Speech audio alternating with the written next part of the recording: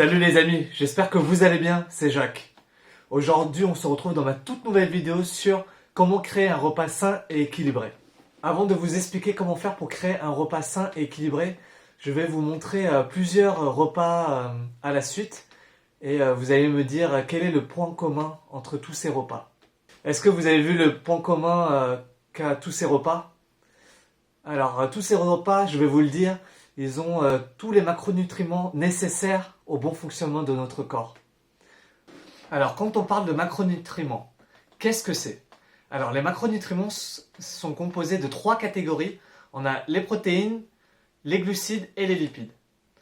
Dans chaque catégorie, on a des aliments sains qu'il faut consommer. Je vais vous donner des exemples pour chaque catégorie.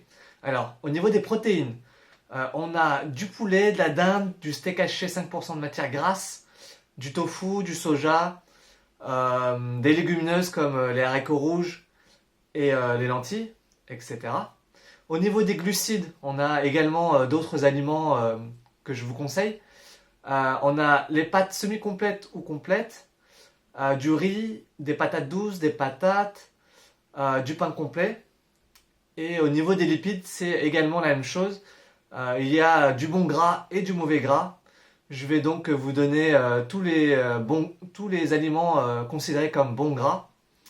Alors, on a l'huile d'olive, l'huile de colza, l'huile de coco avec modération et l'huile de lin.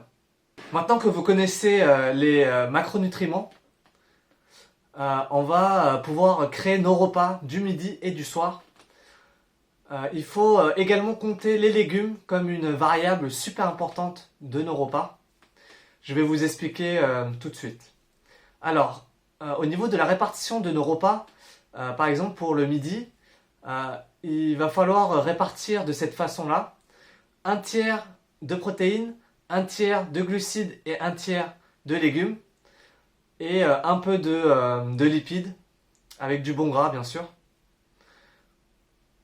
Vous faites la même chose pour le repas du soir également. En rééquilibrant votre alimentation, vous allez avoir plus d'énergie, plus de force, vous serez beaucoup plus réactif et vous allez avoir beaucoup plus de productivité dans votre journée.